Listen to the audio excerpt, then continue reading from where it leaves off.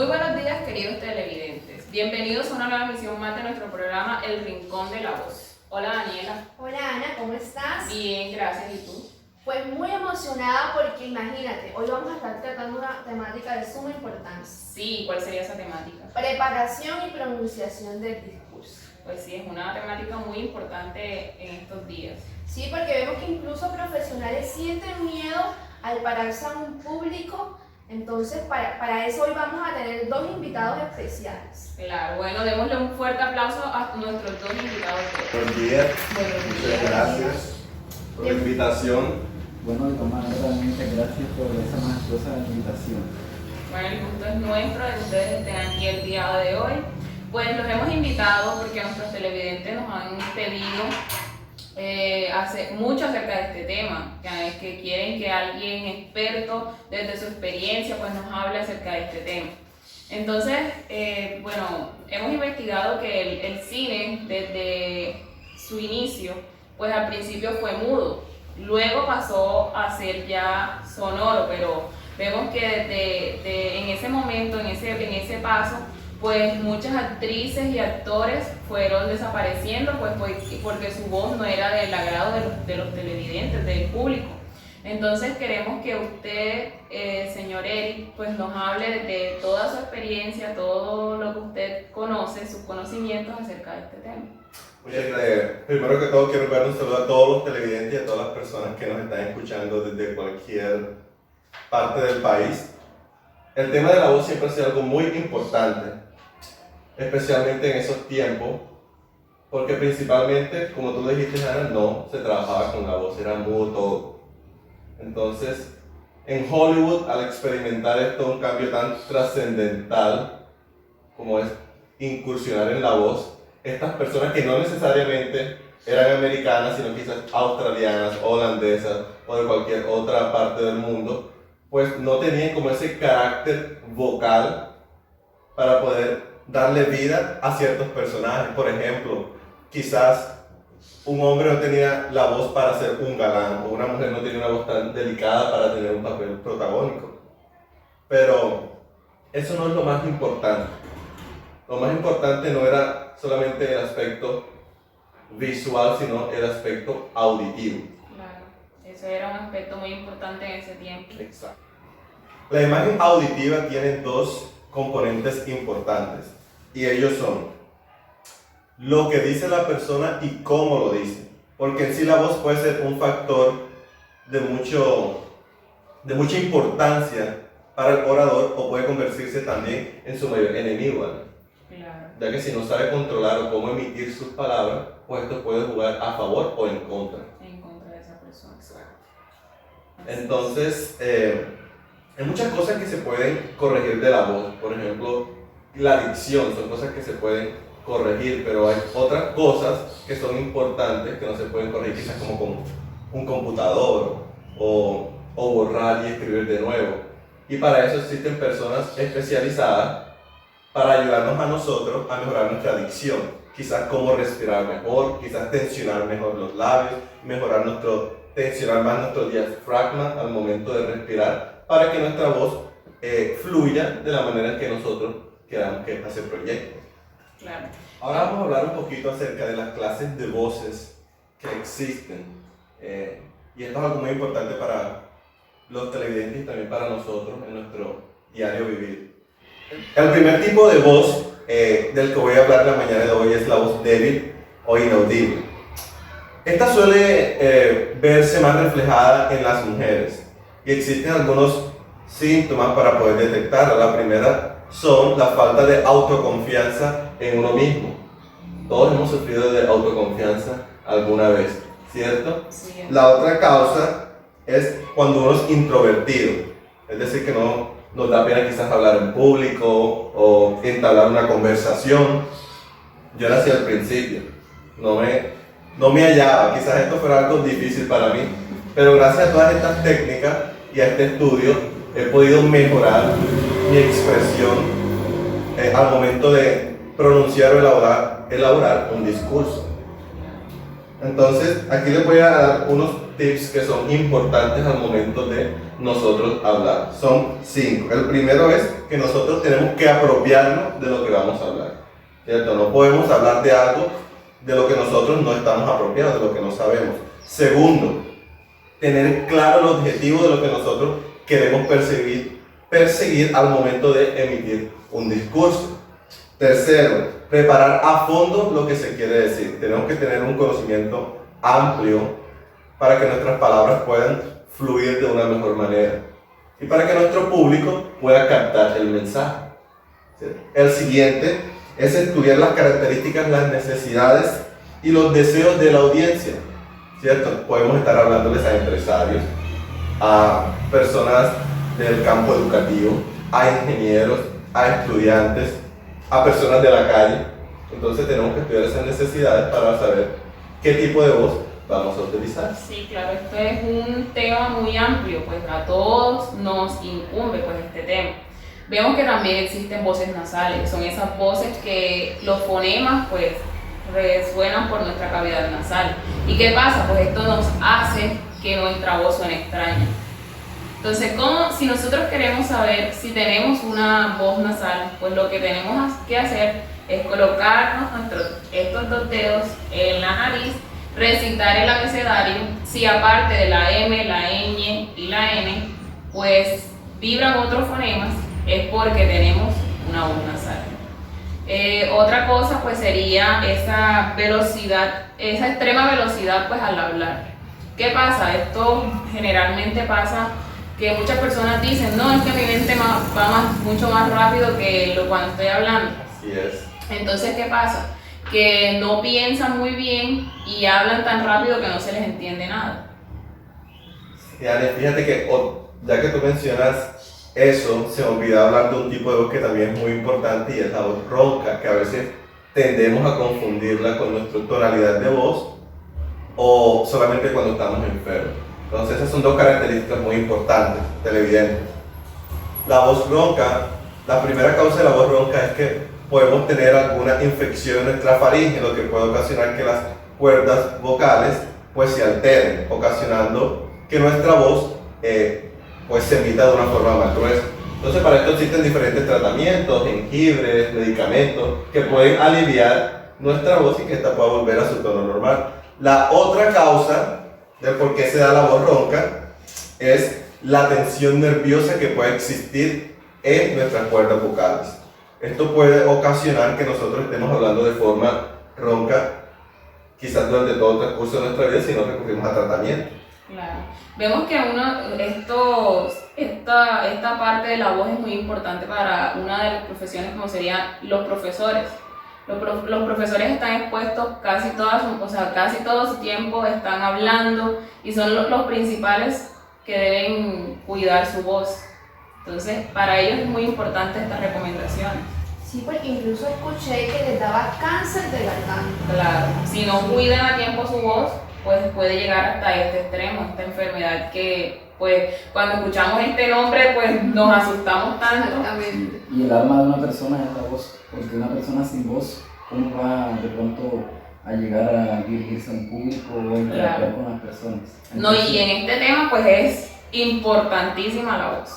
Imagínate tú, ¿qué haríamos sin la voz? ¿Qué sería de nosotros sin la voz? Entonces, hay tres cosas, Ana y Daniela, importantes al momento de nosotros utilizar nuestra voz, que son fundamentales. Creo que el doctor aquí también es quien lo sabe. Lo que es el volumen, la velocidad y el tono en que emitimos nuestras palabras, nuestros discursos, ¿cierto? La velocidad es muy importante. ¿Se han puesto a pensar quizás por qué es importante la velocidad al momento de nosotros emitir un discurso? ¿Tienen alguna idea? Pues creo que para que tu mensaje sea escuchado de una manera pertinente, no sé. Si de pronto vamos rápido, la persona no nos va a entender. Entonces creo que tiene que ir todo a su medida. Todo pausado. Exactamente. Entonces, aumentar el volumen puede ayudarnos la velocidad puede ayudarnos a que nuestro discurso sea importante. Pero si queremos reducir la velocidad, queremos darle a entender al auditorio, a las personas que estemos hablando de que es algo más íntimo, ¿cierto? Como más importante, quizás de tú y yo, quizás no algo más, no tan globalizado. Pues esto es un tema importante que engloba mucha temática, pero sabes, hay unas normas que uno tiene que tener en cuenta al momento de hablar en público y para eso tenemos a nuestro invitado que nos va a esclarecer cuáles son esas normas. Muy bien, muchas gracias a todos los televidentes. Espero que estén muy atentos y escuchen cada una de estas normas que les van a ser muy útiles en su vida académica y profesional. Entonces, una de ellas tenemos que para hablar en público debemos pensar la forma como está distribuido un lugar. Si en el lugar no hay micrófono, tenemos que tener una voz audible, una voz en la cual todas las personas que estén allí en ese lugar nos puedan escuchar. Porque si no tenemos una voz audible, va a ser difícil que el mensaje sea comprendido.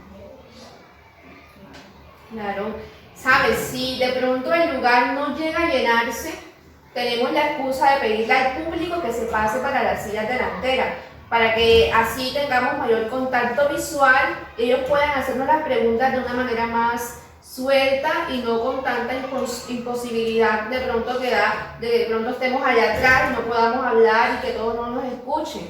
Así es, y también hay que tener en cuenta si el lugar donde nosotros vamos a elaborar el discurso se encuentran muchas personas, entonces es conveniente de hacer primero un discurso con el lugar solo para ver cómo se escucha y para ver la acústica, de qué manera se va a reflejar, porque podemos colocar un ejemplo, puede haber una anciana sorda en la parte de atrás y si no escucha y nosotros hablamos con una voz muy baja, ella no nos va a captar el mensaje y no va a llamar la atención lo que se está diciendo. Bueno, un dato que siempre tenemos que recordar es que no hay voz sin aire en los pulmones y que esta capacidad depende de la posición que nosotros adoptemos.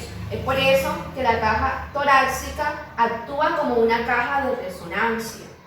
También es un aspecto importante que tenemos que tener en cuenta es el uso del micrófono. Si estamos frente a un micrófono, lo más viable es llegar con anticipación al lugar para ver si este funciona correctamente y para comprobar si el micrófono está conectado y no estar dándole golpes y porque eso se ve pues mal. Lo más pertinente es preguntarle a los que se encuentran en las sillas de atrás si escuchan para que de pronto no nos veamos en la penosa situación de sentirnos pues como tal ignorados. Así es, Daniela. Otro dato muy importante que también es la posición, cómo pararse delante del público. Cabeza relajada, manos relajadas y mirada siempre hacia el público, una mirada holística hacia todo el público, porque si nos centramos solamente en un solo lugar, el público se da cuenta de pronto del no manejo del tema o ve que no hay autoridad de la persona que está hablando. Sí, sabes también el uso del micrófono. Hay una diversidad de micrófonos, pero para mayor comodidad, sabes que son los inalámbricos, ¿verdad?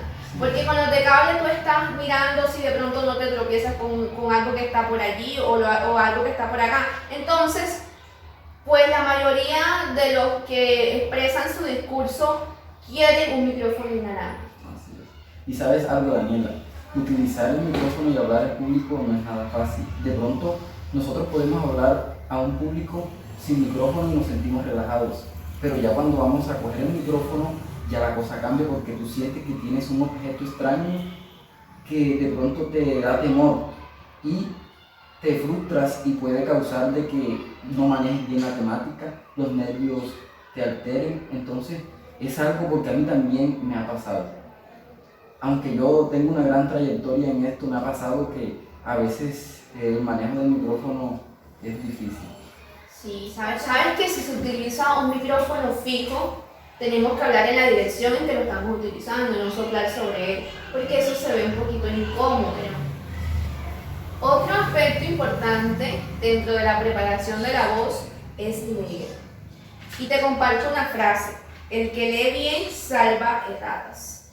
Esto quiere decir que en muchas ocasiones pues nos vamos a tener que ver en la situación de tener que leer con anticipación para dominar el tema.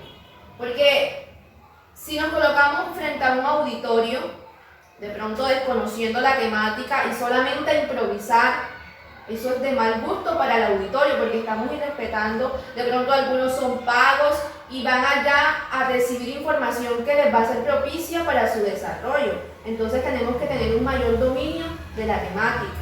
Así es, Daniela. También otra recomendación es llevar de pronto el documento impreso en físico. Puede ser blanco y negro o a color. Y también se recomienda no graparlo, sino enumerar las hojas para que el orador lleve un orden de ese discurso. Por otro lado, también tenemos, así como tú decías, Daniela, familiarizarse con el texto.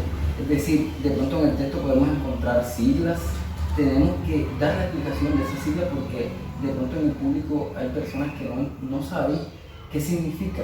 También otras palabras que sean de pronto extranjeras, de muy poco uso, también se pueden hacer hincapié en eso. Y también resaltar aquellas palabras que sean muy difíciles para el público. De pronto tener en cuenta qué tipo de público también está y hablar con unas palabras apropiadas. Sí, porque un lenguaje técnico puede ser muy confuso.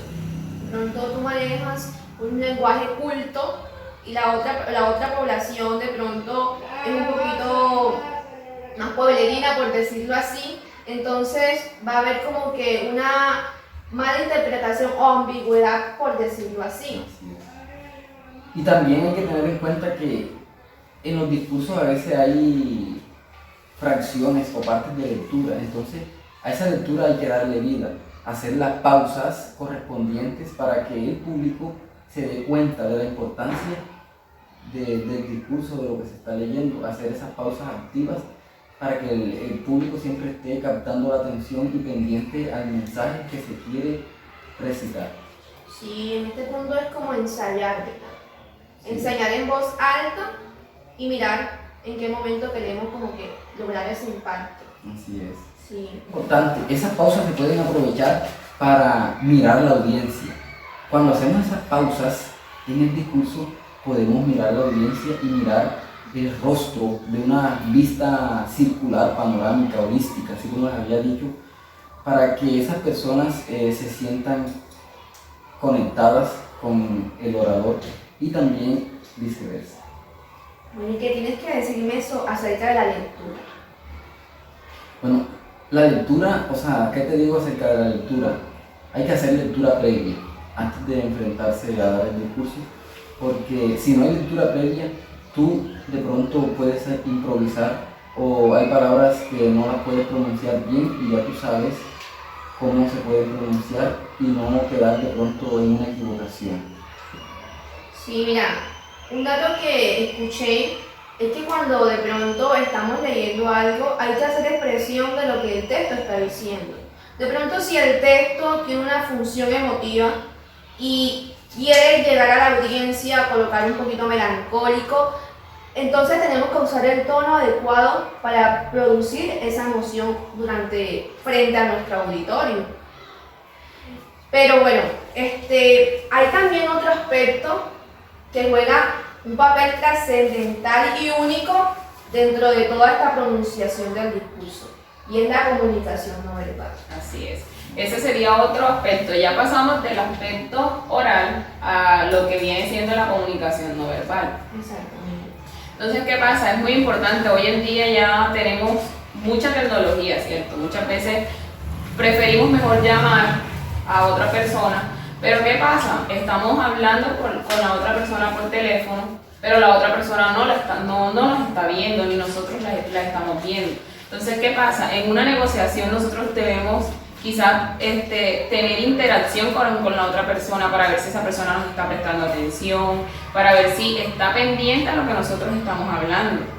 Entonces, nosotros como seres humanos somos seres sociales que nos comunicamos constantemente. Entonces, pero son esos gestos los que también nos ayudan a expresar. No solamente lo que comunicamos, sino lo que comunicamos con los gestos, con nuestra apariencia. Son lo que nos ayuda a expresarnos muy bien también, a comunicar sentimientos, a transmitir sentimientos. Entonces, uno de estos, existen 4 puntos importantes, ¿cierto? Para tener una mejor para mejorar ese arte de comunicarnos, que sería el contacto que nosotros tenemos con el auditorio, la postura y los movimientos corporales, que son muy importantes, la apariencia y los gestos. Entonces ahora, Eric, quiero que tú nos hables acerca de estos puntos, acerca de lo que desde tu experiencia. Bueno, sí, Ana, quiero no solamente como invitar a los televidentes a que presten mucha atención a estos pasos que son de mucha importancia, especialmente a los estudiantes que están dando sus primeros pininos, quizás al dar una exposición o al hablar con el profesor o al conversar con personas en la calle, acerca de la importancia que es de dominar el espacio al cual se está refiriendo, ¿cierto? Entonces, supongamos que estamos en un auditorio enorme y nos vamos a dirigir quizás a 200 personas. Entonces, cosas importantes que tenemos que tener en cuenta, ¿cierto? Debemos de llevar cierta preparación. ¿Cómo nosotros podemos dominar ese auditorio? Independientemente de la intención comunicativa que nosotros queremos que el receptor capte, es importante que la persona sienta en algún momento de la conversación de que el mensaje va dirigido a él o a ella.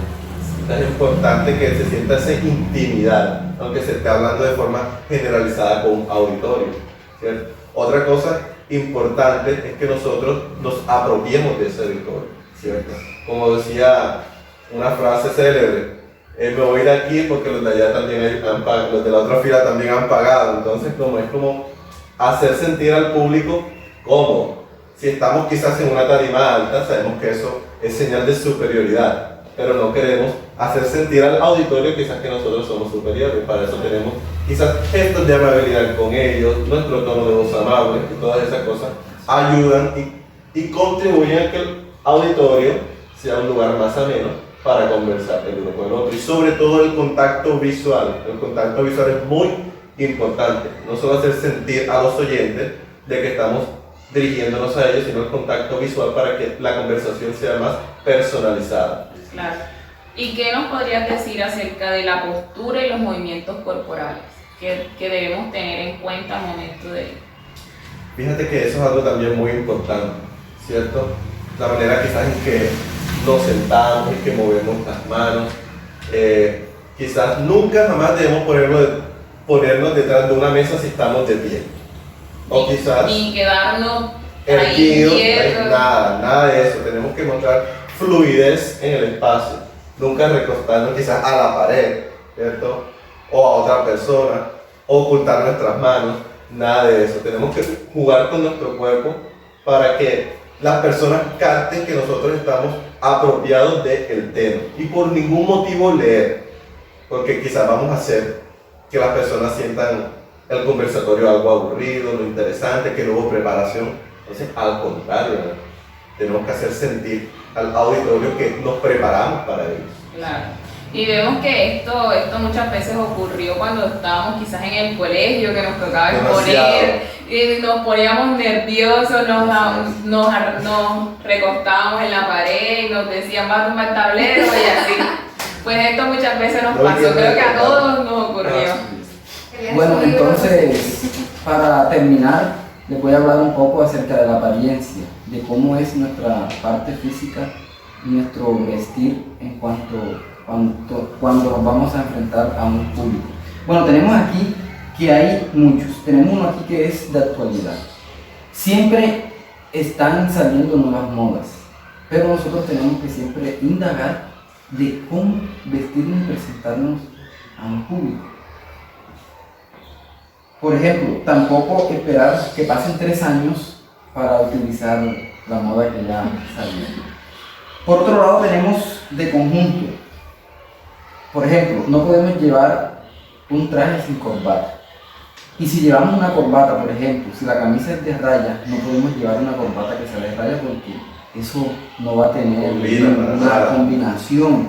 Y la idea es que sea una presentación personal excelente, que el público vea que la persona que está dando el discurso está bien presentada y empoderada, porque eso también hay que tenerlo en cuenta.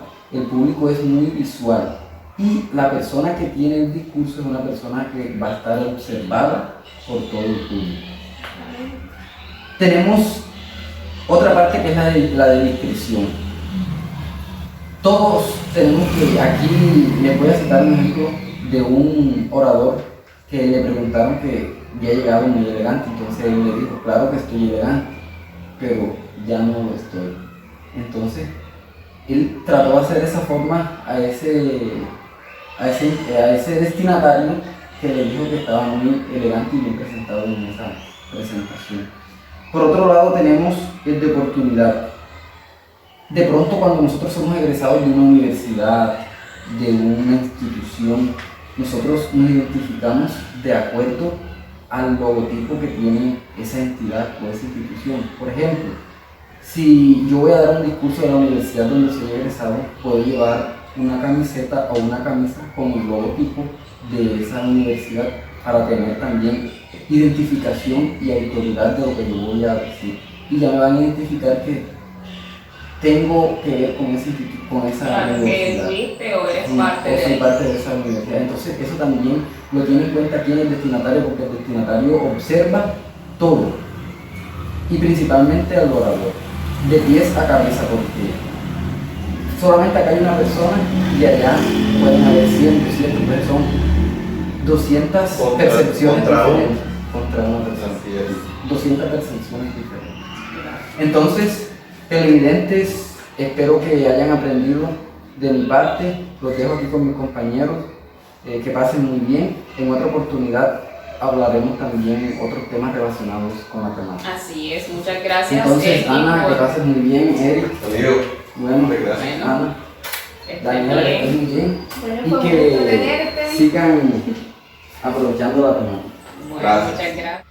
Bueno, agradecemos la intervención de nuestro invitado Elkin, pero vamos a hablar ahora de otro aspecto que tenemos que tener en cuenta y son los gestos.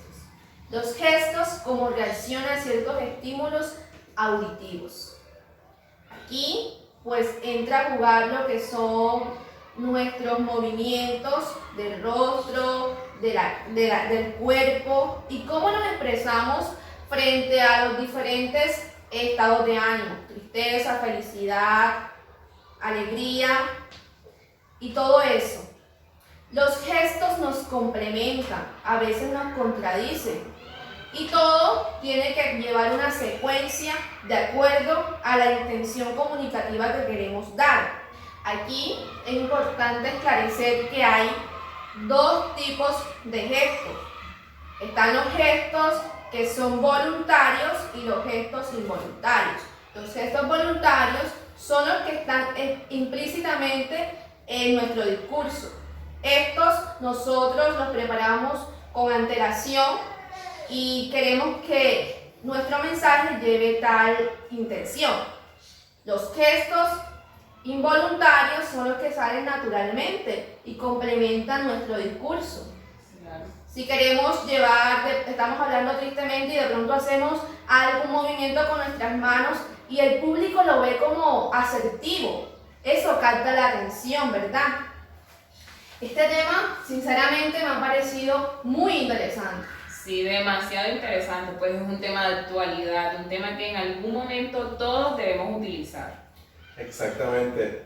Y como se ha vuelto tendencia esto de cómo pronunciar y elaborar un discurso, quizás para las nuevas generaciones, incluso para uno, es un poco difícil canalizar los nervios al momento de dirigirnos a un auditorio, ¿cierto? A nosotros ya estábamos comentando anteriormente de que sentíamos nervios o nos equivocábamos cuando hablábamos o interactuamos con gente. Incluso cuando estamos interactuando con una sola persona nos da nervios. Entonces imagínense enfrentar a un auditorio de 100, 200 personas aún. Sí, es Más. mucho más difícil. Exactamente. Entonces existen unas pautas, unos pequeños tips que nos pueden ayudar a que nosotros canalicemos ese nerviosismo y demostremos autoconfianza a las personas, a un auditorio en general. Eso puede ser dentro del mismo auditorio, buscar a alguien que nos esté emitiendo una sonrisa, que esté demostrando interés, que se sienta cautivado, quizás hasta que se esté riendo. Claro, para porque que eso desaparezca. te genera generaría confianza. Exactamente, ya otra vez podríamos volver a retomar el dominio del tema de la conversación y pues que esta fluya un poco mejor. Claro. ¿Cierto? Sin duda ha sido muy provechosa esta misión. Espero que ustedes sigan el ejemplo de nuestros invitados, Claro. sus pautas y todas sus indicaciones, Sí, ¿verdad? que pongan en práctica todo lo que hoy hablamos, pues todo es importante, todo es interesante. Bueno, los esperamos en nuestra próxima misión. Que tengan un buen día. Chao. Hasta luego.